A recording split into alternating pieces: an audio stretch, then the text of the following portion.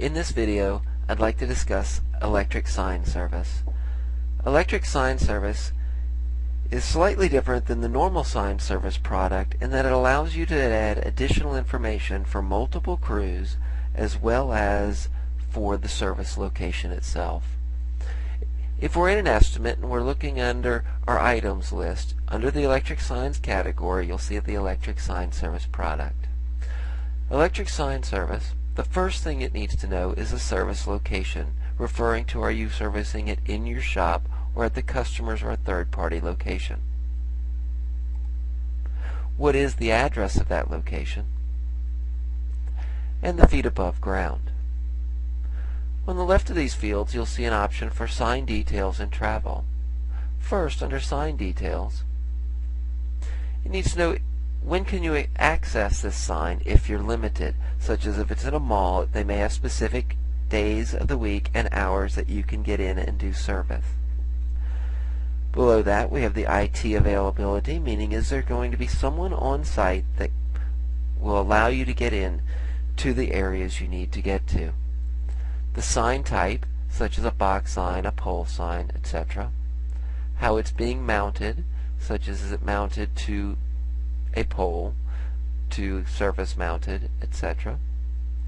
The surface below and around the sign, this is referring to such as if it's a pole sign, it may be in concrete, it may be direct burial into dirt as far as what is surrounding it, or it may be that it's in a busy mall and you want everyone to know that it's in a busy traffic area.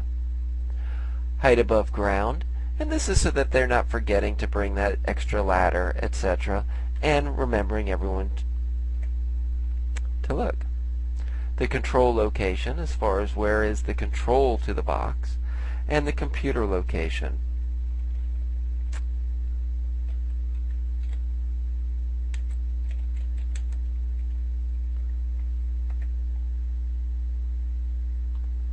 Next, up at the top, you'll also see a tab for location information. This is referring to the location of the sign, not necessarily the client themselves. So, who is the contact at the location, their number, who authorized this job, if there's a not to exceed value on the service, meaning you can service up to a certain dollar amount and then the customer needs to be notified, then you would enter that not to exceed value, and any special instructions about getting into or near this location. Below that, we have the reported issue, and this really could be anything. You can put in a default list, but anything can be typed. When do you need to go to service this job? So you have the service date, the service time,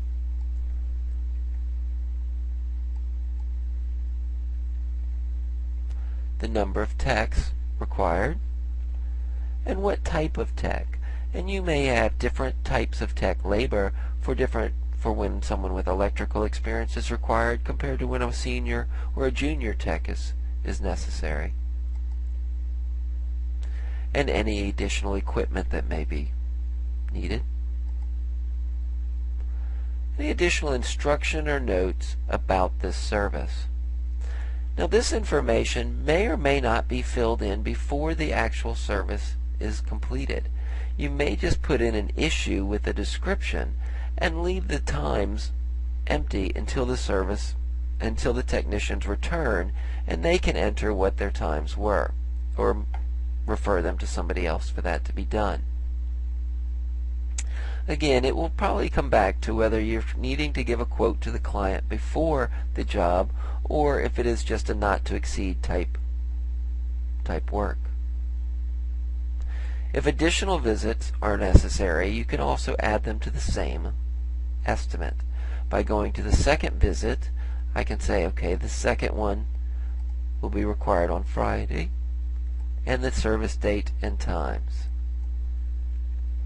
of the second visit. A third visit if one is required, and then any outsourcing that may be necessary.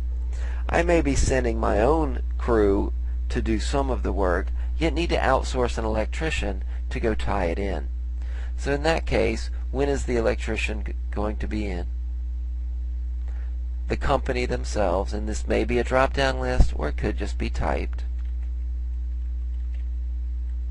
The contact, the phone number, the quote that was given, and whether that's a firm or do not exceed quote, the multiplier you'll be multiplying this quote by to charge your client, a PO number, and any additional notes about the outsourced work.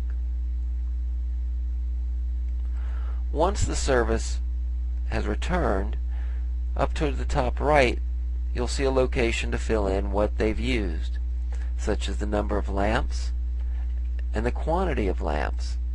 Again, working with a cabinet style sign, ballast and hardware. If we're working with a channel letter type sign, it may be power supplies, LEDs, and hardware. Any additional wiring and hardware that's required, and a field to choose any part that you'd like out of the database by going to the All Parts tab, hitting the Add button, and choosing any part from the parts categories. The next is the miscellaneous, and this is really for any non-stock item. If I needed 2 bags or 2 boxes of nails, I could say at $50 a piece. To complete this job, you can just enter it here. Below that, you'll see a description and a production notes field. The description prints on estimates, invoices, and work orders, so the clients will see them for a detailed description about what the service work is being for. And the production notes will print on the work orders and service tickets just to the crew to give them specialty notes that you may not need the client to see. This concludes our video on the electric sign service product. If you have any additional questions, please review our other videos or contact the Sirius Implementation Department. Thank you.